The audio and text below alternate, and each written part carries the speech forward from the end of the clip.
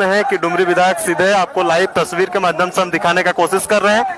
लगातार ये लगभग 5 दिनों से जो है डुमरी से चलकर अब रांची पहुंच चुकी है और रांची राजधानी में जो है इंटर कर चुका है और कल जो है सीधे जो है विधानसभा की तरफ रुख करेंगे और आपको तस्वीर के माध्यम से हम दिखाने का कोशिश कर रहे हैं। जितना लोग भी देख रहे हैं लाइव को शेयर करने का कोशिश करिए ताकि जो है ये मंत्री सरासर झूठ बोल रहे हैं, एकदम झूठ बोल रहे हैं।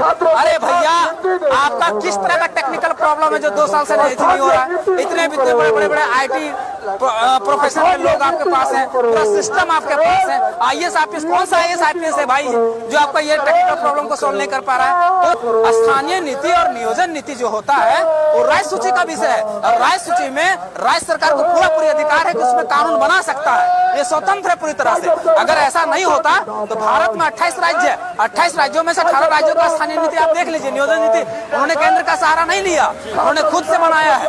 क्यों? आप छत्तीसगढ़ को देख लीजिए, आप उड़ीसा को देख लीजिए, आप बिहार को देखे होंगे, हाल फिलहाल में वहां पर लागू किया गया था ना टीचर के बारे में बोला कि यहाँ के बिहार में ये चुनाव होने से पहले। तो जब बिहार पड़ोसी राज्य कर सकता है, आप क्यों नहीं कर सकते भाई? हम तो शोषित पीड़ित वंचित राज्य हैं, हमें तो इतना होने के बाद भी हमें तो हमेशा लूटा।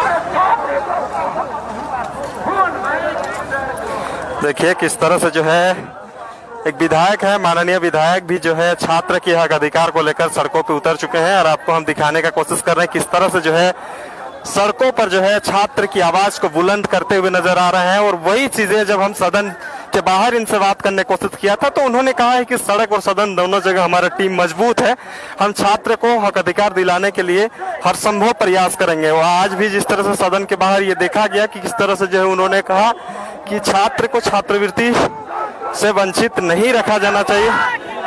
देखिए किस तरह से जज्बा। क्या कहिएगा? हम झारखंड की जनता से सबसे पहले अपील करना चाहेंगे कि हम छात्र के जो मुद्दे हैं, जो सबसे पहले शुरू होती है झारखंड में कि झारखंड में एक स्पष्ट स्थानीय नीति नहीं है, तो हम सरकार के चाहेंगे कि जितने भी खतियान है, खतियान के आधार पर एक स्पष्ट स्थानीय नीति बनाया जाए, उसके आधार पर एक स्पष्ट नियोजन नीति हो। कोई आता है तो 60-40 का नीति बना देता है, कोई ओपन कर देता है, इस तरह नहीं चलेगा। एक ऐसा नियोजन नीति बने जिसमें से स्पष्ट और क्लियर और 100% ऐसी हो कि 100% यहाँ के झारखंड के छात्रों को रोजगार और नौकरी मिले। दूसरी मांग है कि जब स्थानीय नीति और नियोजन नीति बन जाए तो उसके आधार पर जितने भी झारखंड में रिक्त पद हैं उनको जल्द से जल्द भरा जाए। दूसरी मांग। और तीसरी हमारी मांग है कि 2 वर्षों से लगभग छात्रों के छात्रवृत्ति जो है लंबित है। छात्रवृत्ति लंबित होने के कारण क्या हो रहा है कि कोई लगा बीटेक कर रहा है, कोई एमबीए कर रहा है, कोई ग्रेजुएशन कर रहा है, कोई पीजी कर रहा है, कोई पीएचडी कर रहा है, कोई बीएड कर रहा है, कोई डीएलएड कर रहा है। तो छात्रवृत्ति नहीं मिलने के कारण क्या हो रहा है कि उसकी पढ़ाई में बाधा उत्पन्न हो रही है और पढ़ाई कहीं बाधित हो रही है। तो सबसे पहले सरकार के कहना चाहेंगे कि जो भी सरकारें हो, चाहे केंद्र की सरकार हो चाहे राज्य सरकार हो, जो भी सरकारें हो सबसे पहले उसके छात्रवृत्ति का भुगतान करें। उसके बाद हमारे तीसरी मांग है कि जेपीएससी और जेएसएससी और जेटेट जितनी भी परीक्षाएं लंबित हैं उसको जल्द से जल्द कराया जाए। अगर पीटी हुआ है तो जल्द से जल्द उसका मेंस कराया जाए, अगर मेंस हुआ है तो उसका रिजल्ट प्रकाशित किया जाए। ये हमारी मांगे हैं।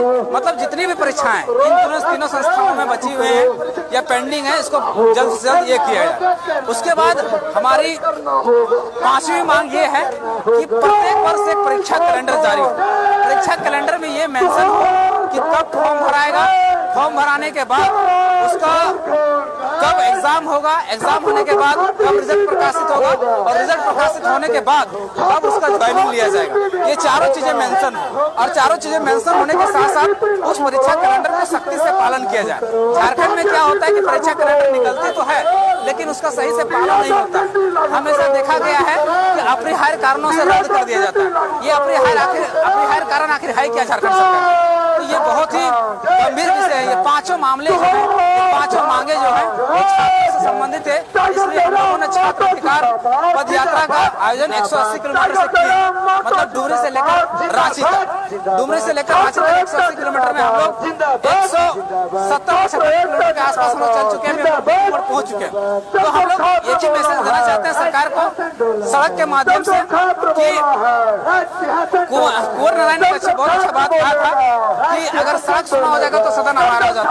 तो हम लोगों ने कहा कि सड़क को सुना नहीं पड़ने देंगे और इन मांगों को सदन में उठाने के लिए हमारे डुमरी विधायक जो है जयराम माथुर, तो जो मांगे हम लोगों ने स्थानीय नीति, नियोजन नीति, छात्रवृत्ति की, उसके साथ में परीक्षा कैलेंडर जारी करने की, या फिर जेपीएससी जेटेट परीक्षाएं लंबित उसको लेने की जो मांगे हैं, ये मांगे हमारा सड़क से लेकर सदन में हो गई। सदन में हमारे विधायक जी को उठाएंगे और सड़क में हम लोग उठा रहे हैं।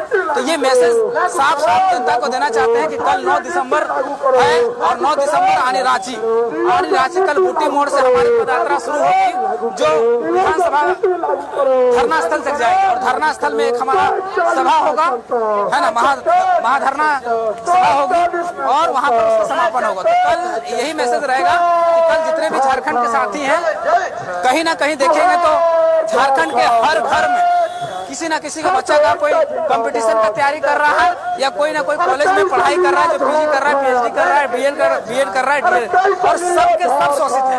कोई छात्रवृत्ति के कारण शोषित है, तो कोई परीक्षा नहीं होने के कारण शोषित है, तो कोई परीक्षा में विलम्ब होने के कारण शोषित है, किसी की परीक्षा हो गई तो उसका रिजल्ट नहीं होने के कारण शोषित है। तो आखिर सबका घर, सब मतलब झारखंड के मतलब प्रत्येक घर में एक ना एक बच्चा इस मामले से पीड़ित है। तो यही 5 मामले, यही 5 मुख्य मांगे हमारे, ये पंचशील मांगे हम लोगों ने लेकर चला है और इन्हीं के माध्यम से हम यहाँ के इस सड़क के माध्यम से सरकार को चेताना चाहते हैं कि जल्द से जल्द इसमें काम हो और लागू किया जाए। और कल लेकिन टेक्निकल प्रॉब्लम की वजह से नहीं करा पा रहे। आप लोग देखिए, एकदम ये विभागीय मंत्री सरासर झूठ बोल रहे हैं, एकदम झूठ बोल रहे हैं। अरे भैया, आपका किस तरह का टेक्निकल प्रॉब्लम है जो 2 साल से नहीं हो रहा है? इतने बड़े आईटी प्रोफेशनल लोग आपके पास हैं, पूरा सिस्टम आपके पास है। आईएएस ऑफिस, कौन सा आईएएस ऑफिस है भाई जो आपका ये टेक्निकल प्रॉब्लम को सोल्व नहीं कर पा रहा है? कौन सा सचिव है भाई? उसको सस्पेंड कर दो ना, तुमसे नहीं हो पा रहा है, दूसरा आएगा। क्या टेक्निकल प्रॉब्लम? केवल और केवल बुड़बक बनाने का ये केवल बातें हैं। और जब छात्र की बात आती है तभी टेक्निकल प्रॉब्लम। चलिए, छात्रवृत्ति को किसी तरह से मान भी लेते हैं, आपको नियुक्ति लेने में कौन सा टेक्निकल प्रॉब्लम है भाई? नियुक्ति लेने में कौन सा टेक्निकल प्रॉब्लम? अच्छा चलिए मान लेते हैं, जैसे सीजन की परीक्षा 10 साल में, 10 साल तक क्या टेक्निकल प्रॉब्लम था भाई? 5 साल तो 6 साल से तो इसी का सरकार है ना भाई? जब 6 साल से इसी का सरकार है तो इसमें कौन सा टेक्निकल प्रॉब्लम था भाई? रिक्त पद, छात्र, वही तो मैं कह रहा हूँ ना, केवल और केवल बहाना है, केवल और केवल बहाना। अब हम बात करते हैं स्थानीय नीति और नियोजन नीति, इसमें क्या टेक्निकल प्रॉब्लम है भाई? स्थानीय नीति और नियोजन नीति जो होता है वो राज्य सूची का विषय है और राज्य सूची में राज्य सरकार को पूरी अधिकार है कि उसमें कानून बना सकता है, ये स्वतंत्र है पूरी तरह से। अगर ऐसा नहीं होता तो भारत में 28 राज्य है, 28 राज्यों में से 18 राज्यों का स्थानीय नीति आप देख लीजिए, नियोजन नीति उन्होंने केंद्र का सहारा नहीं लिया, उन्होंने खुद से बनाया है। क्यों? आप छत्तीसगढ़ को देख लीजिए, आप उड़ीसा को देख लीजिए, आप बिहार को देखे होंगे, हाल फिलहाल में वहां पर लागू किया गया था ना, टीचर के बारे में बोला कि यहाँ के बिहार वासियों को ही स्थानीयता मिलेगी, स्थानीयता का ये लाभ मिलेगा पूरी तरह से। बड़ा अखबारों में ये चुनाव होने से पहले, तो जब बिहार पड़ोसी राज्य कर सकता है, आप क्यों नहीं कर सकते भाई? हम तो शोषित, पीड़ित, वंचित राज्य हैं, हमें तो इतना होने के बाद भी हमें तो हमेशा लूटा, पीटा, कूटा गया है, तो हम क्यों नहीं प्रोटेक्शन ला सकते हैं भाई? ये जिम्मेवारी केवल राज्य सरकार है। राज्य सरकार मन बना ले, राज्य सरकार अगर इच्छा अपना कर ले तो ये बहुत बड़ी चीज नहीं है। धारा 370 जब था यहाँ पर, एक बात मैं बताना चाहूँ, बहुत अफवाह था कि धारा 370 हटेगी तो कॉन्स्टिट्यूशन जो है उसका वायलेंस होगा, कॉन्स्टिट्यूशन खत्म हो जाएगा। आज देखिए धारा 370 भी खत्म हुआ और कॉन्स्टिट्यूशन से बचा, और जो सरकार ने लागू किया उसका सरकार भी बना हुआ। तो ये केवल अफवाहें हैं कि 1932 का खतियान या 1908 का खतियान या 1954 का खतियान या 1964 का खतियान से स्थानीय नीति नहीं बन सकता। ये केवल और केवल गुमराह करने की बात है और कुछ नहीं है। सरकारें चाह लेंगी तो कुछ भी हो सकता है और कॉन्स्टिट्यूशन के थ्रू होगा, ऐसा नहीं है। अनकॉन्स्टिट्यूशनल बातें हम करते ही नहीं है, असंवैधानिक बातें हम करते ही नहीं है। अरे अगर आपको किसी तरह का दिक्कत है भैया, स्पेशल प्रोविजन लाइए ना, संवैधानिक में स्पेशल प्रोविजन का प्रावधान है। आइए इसको बताइए कि झारखंड में देखिए किस तरह से जुल्म है, शोषण है, पिछड़ा है, सब दिखाइए आप, डाटा आंकड़ा केंद्र सरकार को और भी जो सरकार है उसको दिखाइए और बनाइए स्पेशल प्रोविजन लाइए कि नहीं भैया यहाँ स्थानीय नीति चलेगा ही। और रघुवर दास जब 1985 लाया तो डंके के चोट पर लागू कर दिया, कौन रोक लिया भाई? जब 11-13 जिला करने की बात आया तो रघुवर दास ने डंके के चोट पर उसको कर दिया और ज्वाइनिंग भी ले लिया। आज लोग उस पर आधार पर नौकरी भी कर रहे हैं। हुआ कि नहीं हुआ? उसके बाद हम देखिए, हम किसी सरकार की तारीफ नहीं कर रहे हैं, लेकिन जो सरकार ने अच्छा किया, जो भी किया, बहुत अच्छा बेहतर किया था। ज्यादा हम नहीं कहेंगे, लेकिन थोड़ा बहुत बेहतर किया था। थोड़ा सा और कोशिश किए होते तो बहुत अच्छा हो जाता, वो हमेशा परमानेंट हो जाता। तो हम चाहते हैं परमानेंट सॉल्यूशन चाहते हैं। अभी क्या हो रहा है कि अभी तो झारखंड में 1985 भी नहीं, पूरी तरह से खुला, पूरी तरह से बाबा जी का ढाबा, आइए और ले जाइए। बाबा लूट का माल है, लूट के ले जाइए। लूटने का झारखंड सबसे बड़ा अड्डा है, आइए और लूट के चले जाइए। ये वाला स्थिति बनी हुई है। हर नौकरियों में आप देखे होंगे कि 7% जो है नौकरियां बाहर के लोग ले जा रहे हैं। बहुत बहुत धन्यवाद।